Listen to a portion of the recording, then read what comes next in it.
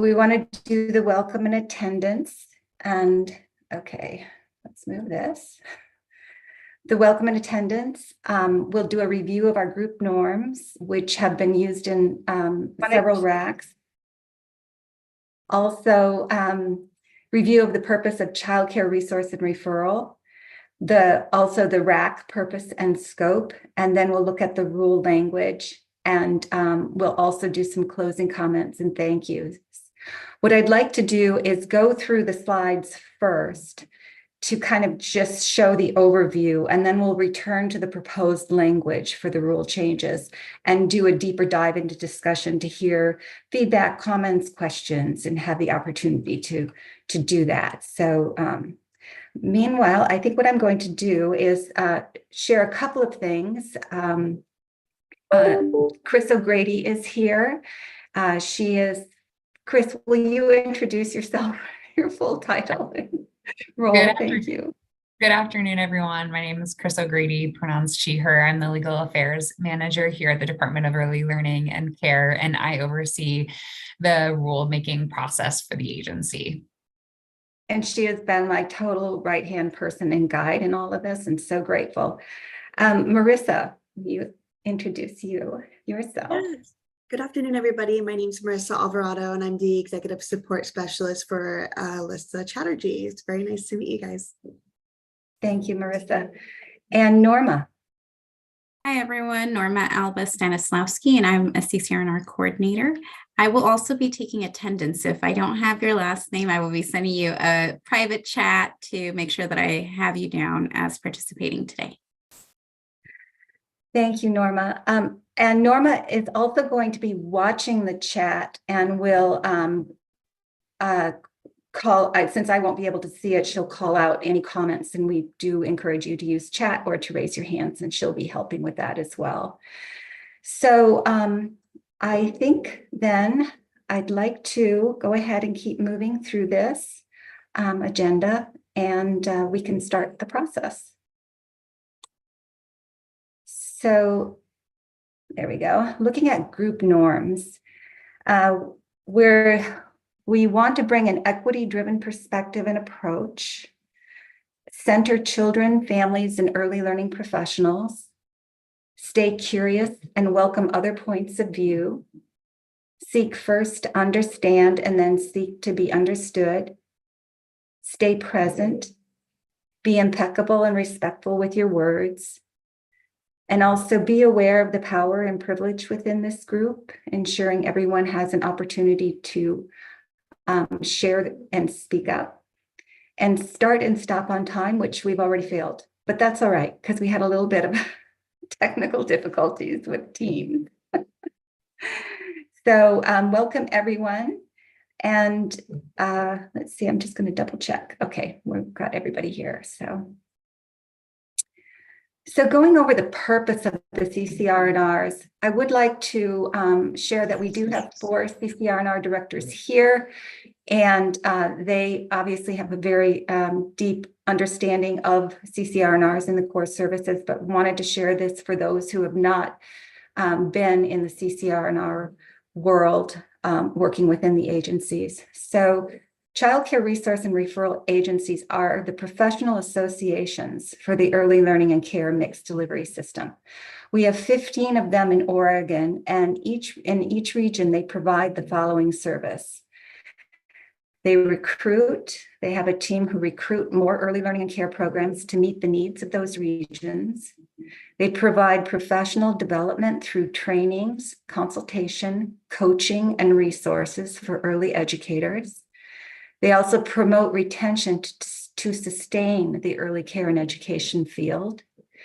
And they participate with early learning hubs and other early learning community partners through community collaboration efforts that support those plans for early childhood education, early learning programs, and increasing the availability of them in each region. Statute language, just to remind everyone, statutes are referred to as Oregon Revised Statutes, and they are laws passed by legislature. These statutes are related to what is required of CCR&R services for Oregon. So the statute language I just want to share that we're going to be connecting to the rules. The proposed rule changes are the definitions of resource and referral entities and the core services. They provide services including but not limited to just what I listed in the purpose of CCR&Rs: training and technical assistance for existing and potential childcare providers, referrals for parents or guardians seeking childcare providers, or recruitment of qualified individuals to meet the childcare needs of community. The other statute is a resource and referral entity must match funds as required by the Early Learning Council by rule. So that's the statute language that's guiding these rules that we're going to be looking at. So what we're proposing today are basically 2 rule changes to align with statute. And just also a reminder, Oregon administrative rules are the rules by which agencies must operate. They are the strategies that agencies use to carry out the goals established by the Oregon revised statutes. So they have the power of law and apply to participants in programs run by DELC. Our Early Learning Council also approves changes in rules related to the Oregon Early Learning System. So this first rule that we're looking at is about the CCR&R match requirements in statute. Currently, the rule says match funds awarded by the department or its agent or designee with an equal amount of other financial support, including in-kind contributions. Matching funds may be used to directly provide R&R services or enhance R&R services. The proposed new language adds 10% since there's no percentage for the match. So provide matching funds equal to 10% of the funding awarded by the department or its agent and designee. For purposes of calculating the total funding awarded by the department, pass-through funds shall be excluded. The matching funds cannot be provided through funding awarded by the department. The matching funds must be provided through other allowable financial support, including in-kind contributions. Matching funds may be used to directly provide R&R services or to enhance R&R services. So it does provide a little bit more clarity in the language, plus adding the 10%. The other rule change proposal is the definition of CCR&Rs. So the current rule language lists the core services and has the word, and. So you'll see the list of services: create and maintain a database to provide supply, provide consumer education, consultation, and referrals for parents, encourage the development of childcare resources and providers, provide ongoing technical assistance, provide technical assistance to employers, and record, analyze, and report data. So the proposed language aligns with the statute definition and changes only one word. So it moves from and to or. So we have other organizations providing some of the service, such as the referrals. So that is the reason, is to align with statute language and also recognize that other organizations are providing some of these services as well. So I would like to move on to the justification. And like I said, we will return to those 2 slides to just hear your comments, feedback, questions. So this is the justification for 10% and keeping it at 10%. It's been a consistent, 10% has been consistent in rule for CCR&Rs for several years. At one time it was 25%, and it was changed to 10%, believing it will be manageable and expected for all the CCR&Rs. Having a match allows for diversified funding streams and encourages community investment in early care and education. The other justification is CCR&Rs have received funds for additional direct service positions, but they have not received increased funds to support infrastructure and inflationary adjustments since the 2019-2021 biennium. So the flat funding that has been in place for a while now. And CCR&Rs provide primarily direct service to early educators and community collaboration efforts. Administration funds are limited in order to meet the needs in their regions. These are the other DELC-funded programs that meet the CCR&R definitions. 211 Info, who provides childcare referrals. Also, PSU Oregon Registry provide professional development and training for the childcare workforce through the Career Lattice system, which is the professional development and retention strategies. And TRI at WU Central Coordination provide professional development for the CCR&R system, universal, targeted, and intensive technical assistance and training, which are recruitment, retention, and professional development strategies. So with that, I would like to move on to looking at, I went too far, this particular proposal for the 10% match. Thoughts, comments, questions?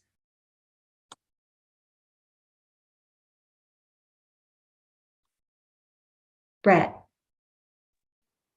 Can you define pass-through funds in this context, please?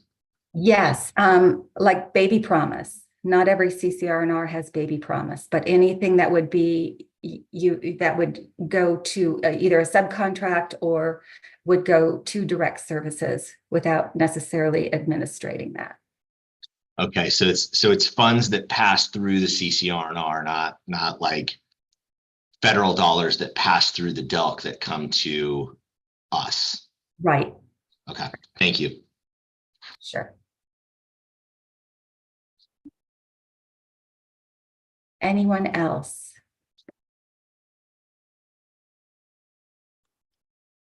Questions, concerns, comments?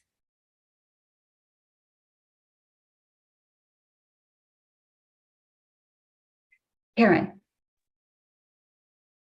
And I feel like I've read this already somewhere, but the 10% match is around the federal funding that the CCR&R system receives locally, or is this for all dollars that we receive?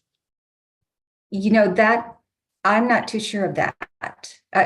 What I'm remembering is federal, but I would like to double check that. So let's put that on the parking lot, Norma, and we can get back to you about that as soon as possible. I just want to get it clarified, unless Chris or Marissa or Norma know.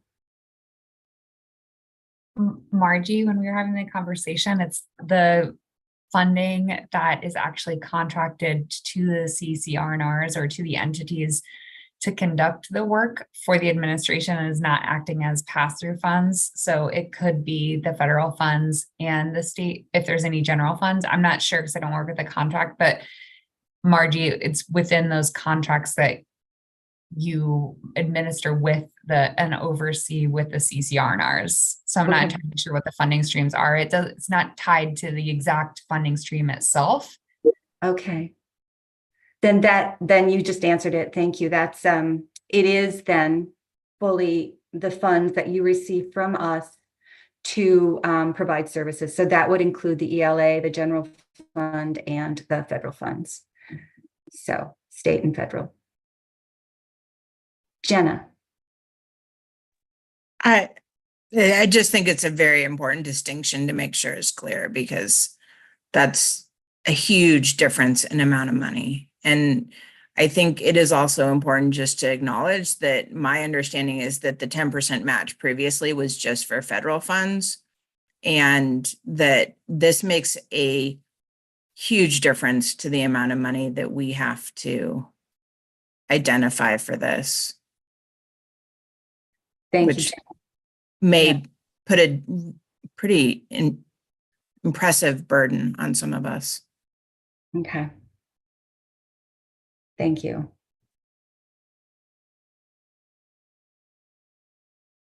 Anyone else? Any other comments, questions, concerns? I have another clarifying question, Margie. Okay. In the proposed language, it says including in-kind contributions.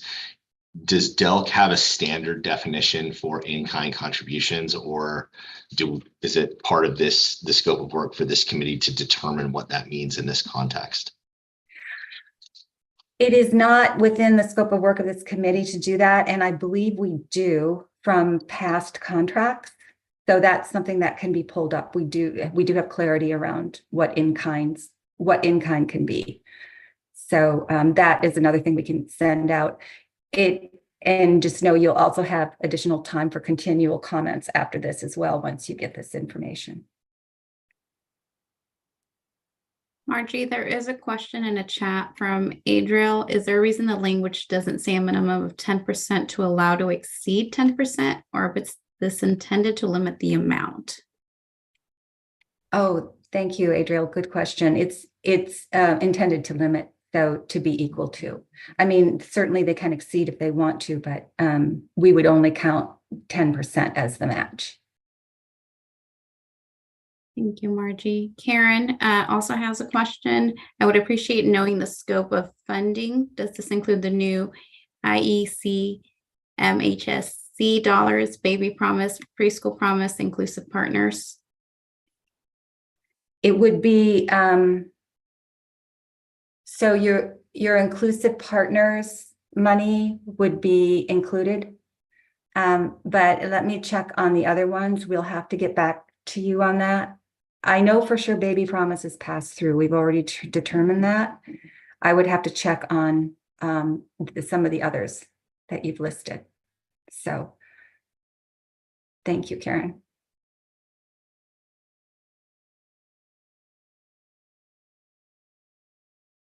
Anyone else? Anything else?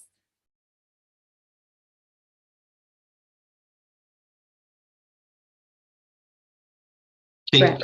Yeah, Margie, can you share how the 10% figure was landed on? Well, I will share what I know, and then Chris, if you have any more historical knowledge, that would be great. 10% has been used in the past. I don't know the process of how it changed from 25 to 10%, but the intention was to stay consistent and to ensure this is it's not higher than that, not to go back to the 25% for those reasons that were listed.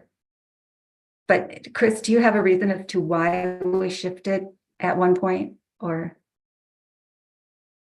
Oh, Margie, I think that was your decision. I would say and within the CCR&Rs and the administration department, but I would say when the legislation was passed in 2019 in the legislature to actually amend the language in the legislation when addressing core services, the legislature just wanted to ensure there was match funding provided by the CCR&Rs in order to broaden the scope of local funds that was available to families and providers through the CCR&R network entities, and actually have them have a match and investment into the services that were being provided. So it was intentional, but when this legislation was passed, they left it up to the agency working with the community partners that were part of the network to actually decide upon a number. In the past, it had been 25%. I think the conversation around that was that 25% as a required match was high. So in order to lessen the burden and recognize that regionally there are differences in how CCR&Rs receive funding or funding goes out into the local community, that 10% would be less of a burden than the 25%. And that's the conversations that we had with the professional learning systems team at DELC. Thanks for the background. I'll go on record as saying that I think that 10% is also burdensome, and that you know, I appreciate that the state and policymakers have been willing to invest new resources into the child care resource and referral system. Those investments have come with a lot of strings attached, not a lot of flexibility, and not a lot of input from us as to whether or not they meet the needs of our regions and communities that we serve. And so thinking about if we're talking about all funding streams, particularly thinking about the increase in funding in SSA to support preschool promise, which I'm on record previously as saying I think is disproportionate to the need in our region. Our preschool promise funding makes up half of our CCR&R grant funding stream. So if those funds are going to increase, and then from there, we need to come up with an additional 10% to, you know, to keep up with that increased funding for things that we're not telling the state like that we need or want, that doesn't seem like a very fair system. And I guess I need to have a better understanding, or it would be helpful to me to have a better understanding of what qualifies as matching, and that's why I asked the question about in kind, because I don't see any realistic scenario in which my agency is coming up with 10% of our grant funding in cash at a time when, you know, frankly, funding for education is going to be getting tighter over the next several years. So there just seems to be like a little bit of a disconnect with the timing and degree of funding that's being required of CCR&Rs with kind of where we're at with the work and workforce and all of it. So I'm trying to better understand the rationale. Yeah. Yeah. Thank you, Brett. I appreciate all that you just shared in that deep dive into, well, that overview of what has been experienced over the last couple of biennia. And again, there is a list of in kind, and I'm sorry I didn't have that here. I would have to go digging for it, obviously, because it was, I think, at least 4 years ago. So I will see what I can find and see what I can find from our colleagues too, who were here at that time. So the in kind does provide several options. So. And Chris? Can I ask a question, Brett? Would it be helpful if in the definitions section of the CCR&R rule set, we include a definition for matching funds, pass-through funds? Yes, I think that would be helpful. Okay, it would be in rule. Okay. Thank you. And in kind. We could define in kind too. Okay. Yeah. Thank you. Comment in the chat, Margie. Oh, sorry, Brett. I think you were going to say something. Yeah, and thanks for the follow-up there, Margie. I guess I would just say I would just hope and encourage the DELC to be thinking about what can you be doing? What can the state system be doing to make the work of CCR&Rs easier? And this does not feel like that. This feels like just makes our work harder, to be totally honest with you. And I feel like everything that is well, I don't want to say everything because I don't want to overgeneralize. I'm trying to choose my words carefully here. I feel like a lot of what has happened over the last couple of years in particular in the CCR&R system makes hard work even harder. And I feel like there's a disconnect there. So I just encourage, as this process moves forward, to please keep that in mind. Thank you, Brett. Norma. Thank you, Brett. Jen agrees that matching the core funding makes more sense and feels more reasonable than all of our DELC funding. Thank you, Jenna. Yes. Karen. Another thing that concerns me with this requirement is it used to be our core funding only. And I remember really struggling to make that happen. And a lot of times we were nickel and diming it together with the fees that were donated. So we'd get space donated to do training. And that made up a huge portion of our match. And we don't have that anymore because most of our training is online, and the places that used to offer us free space, we're now paying for that space because they can't afford to cover the cost of us being there and, have somebody come in and clean when we're done. So now we're paying. We don't have donated space anymore. So that was a huge piece. We don't have volunteers any longer because we don't circulate the reading kits because that's a germ issue after COVID. So when I think through the list of things we used to use for that match, most of them don't exist anymore. And so it really is about going out and raising cash. And so if we're raising cash and it's our entire budget, which I hear you saying it's not baby promise, but if it's a large portion, as the additional funds that our community has had to put into the pot due to COVID, as those dry up, I worry that we're not going to be able to make the full match. Thank you, Karen. Chris. So I would say when we were having conversations, Margie, with you and the professional learning systems team, it was not meant to be broader than the core services. So it was really supposed to just be on that core funding moving forward. The 2019 legislation does require that there be a match requirement. So if the department were to consider a different percentage match based on this conversation, is there a percentage match that is suggested based on what you know now of the funding available and in-kind contributions that you receive and what could be considered matching funds?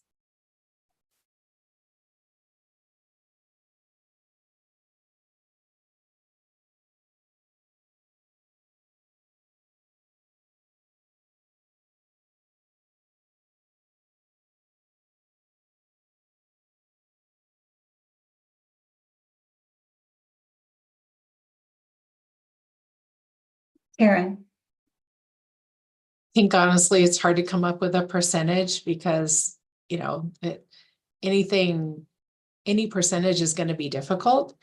And so in the good years, it's easy to find those extra dollars. And when money is tight, it's going to be really hard.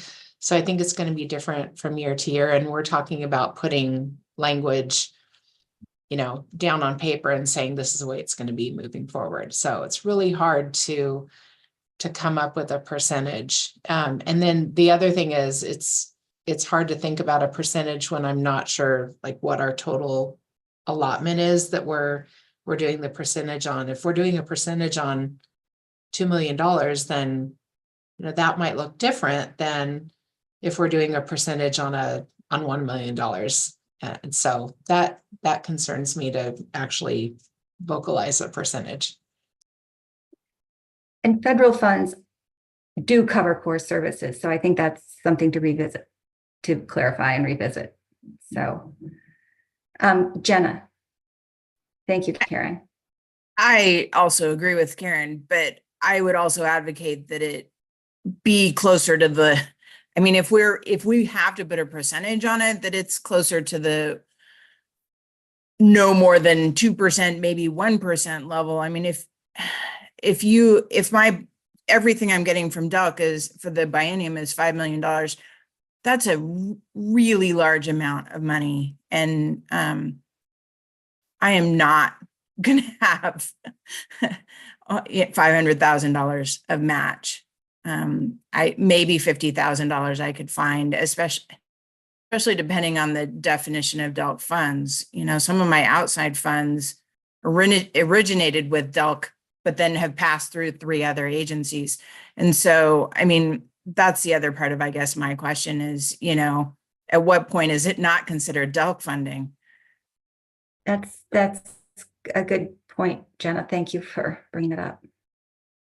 More clarification.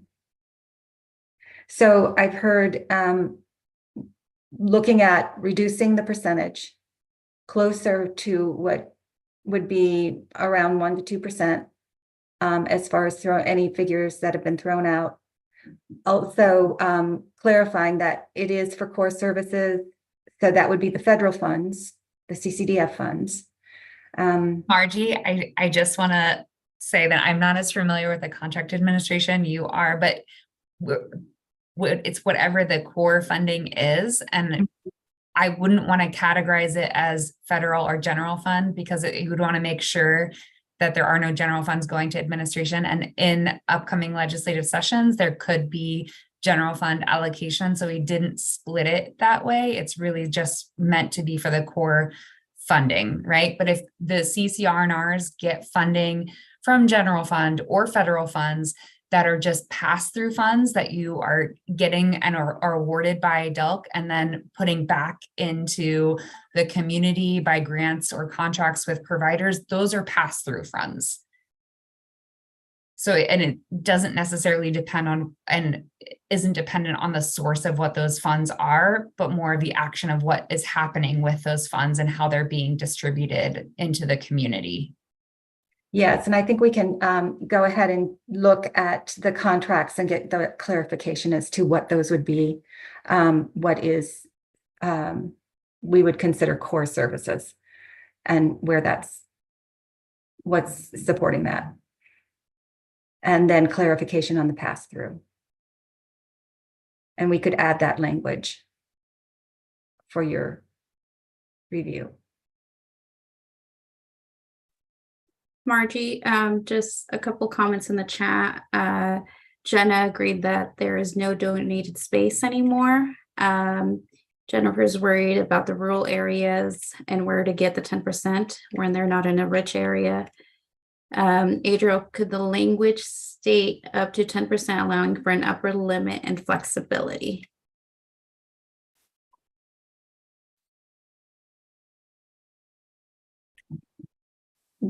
Norma, you just froze and I don't have access to the chat right now. Am I back?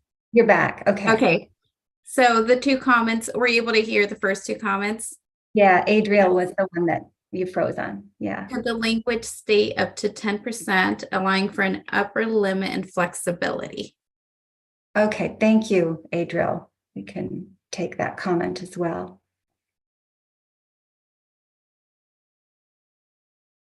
Any other thoughts, comments, questions?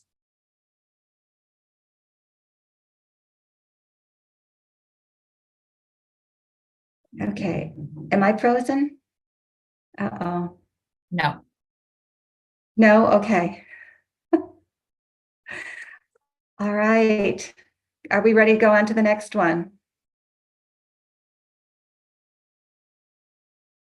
Chris, it looks like everyone is frozen other than you. Oh, there, Karen, you moved. The silence is agreement that we can move on. Okay, good.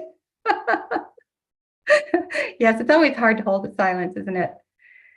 So this rule change proposal is the definition of CCR&R, and as I described it, it changes and to or, as we do have other agencies who are doing some of this work. Any comments, concerns, questions, supports?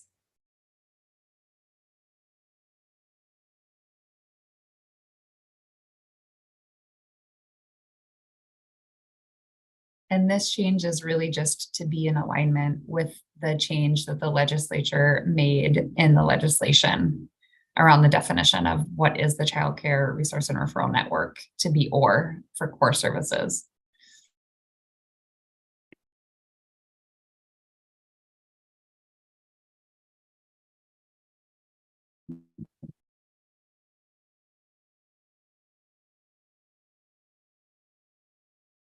Well, I think I've held the silence long enough, I hope.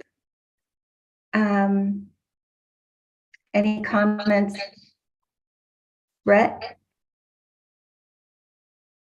Yeah, I guess, I mean, I don't know that it's worth opening a whole can of worms on the language, and I understand the rationale of switching from and to or, and I think that all makes sense. I'm just wondering if, like, when I read this, like, and I think about what the CCR&R in our region does, like point C is the one that stands out the most to me, and I'm just wondering if the way that this is worded really captures the scope of work for what CCR&Rs are tasked with doing now versus what they were tasked with doing when this language was originally written. My guess is probably not, but I'm not sure if that makes it worth it to get into a language revision process. So just sort of thinking out loud there. Yeah, and I think the first of Thank how current rule language is written actually reads that the CCR&R entity in the region would have to do A, B, C, D, and E. This change allows it just to be one of A, B, C, D, or E, or a combination of those. So it actually gives a little bit more flexibility for how it's interpreted. Yeah, yeah, thanks, Chris. And understood. If I'm being honest, I don't think encourage the development of childcare resources really does justice to the work that CCR&Rs do. But again, not sure that that's worth doing a whole thing about revising language. So.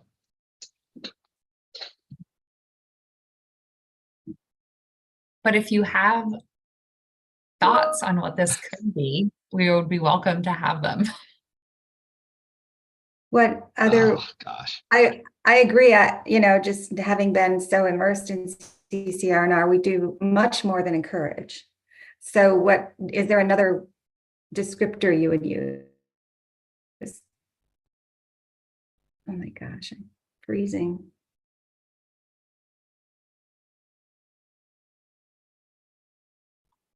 Yeah, there's a lot going on here. Yeah, We talk about the language that we tend to use just when we're talking about the work that our CCR&R does is we tend to say training, technical assistance, and coaching, or something along those lines. When I mean, because we're part of an ESD, which is technically a school district, which is technically K-12 focused. So when people, it's very common for people to ask, what is a CCR&R?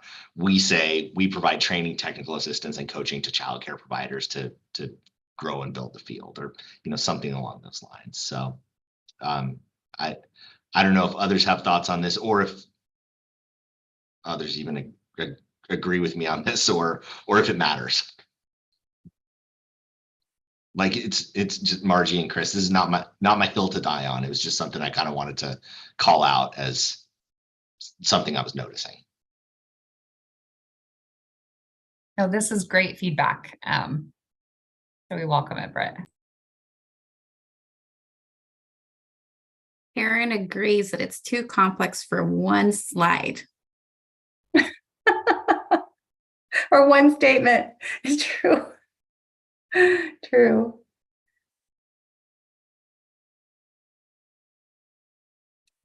Well, I'm getting notices my internet is stable or unstable. I'm going to go ahead and stop my video and hoping that will work. So at this point in time, any other questions, comments, concerns with this change? Thank you, Brett and Karen, for your feedback.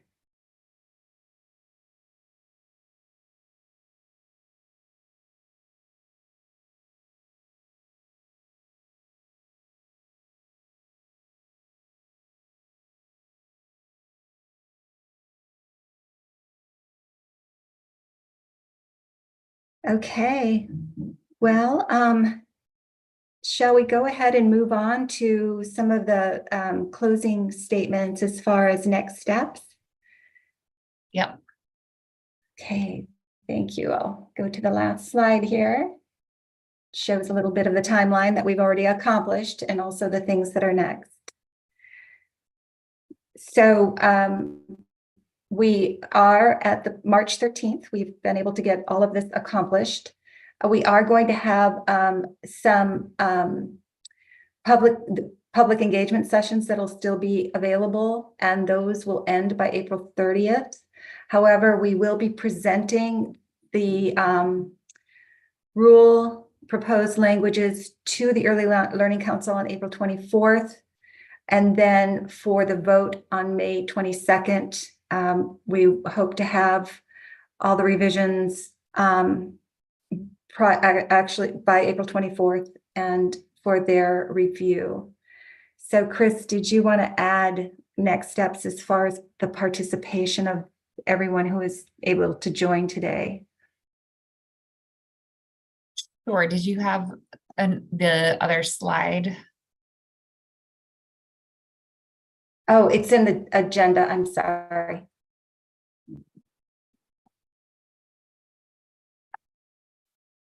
Okay, Go so up what we're here. going to do after today is we are going to take all of the comments on what would be helpful in terms of interpretation of this rule set, and we'll see what language we can change and adjust in the definitions rule as well as the match requirement rule.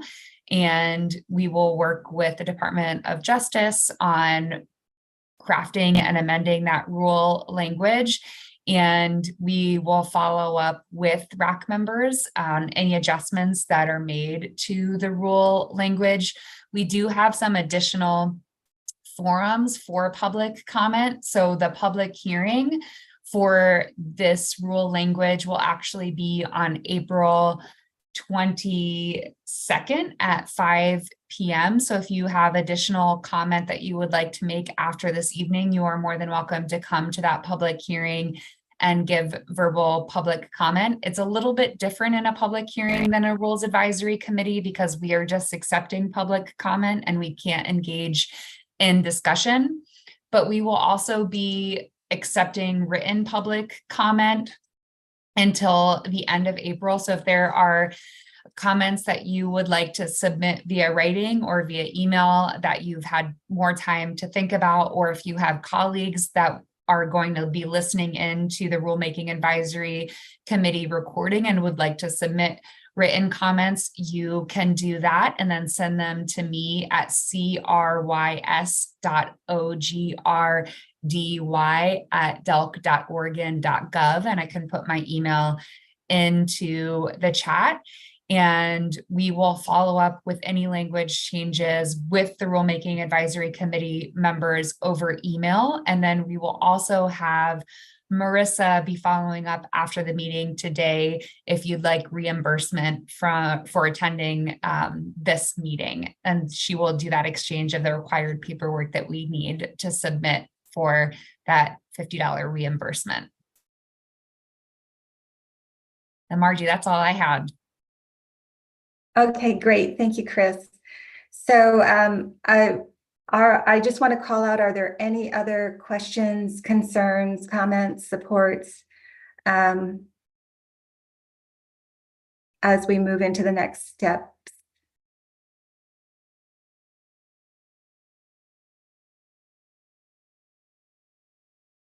Okay, well, I really thank you for all of your feedback. We will be working on this language, and as Chris said, we will be getting back to you. And Marissa will be also reaching out for the participation payments. And we really are appreciative of your insights. So thank you so much. And we have 10 minutes back and my internet is back. So Chris. I just wanted to say thank you. Have a great night, everyone. Thanks, everyone. Bye-bye.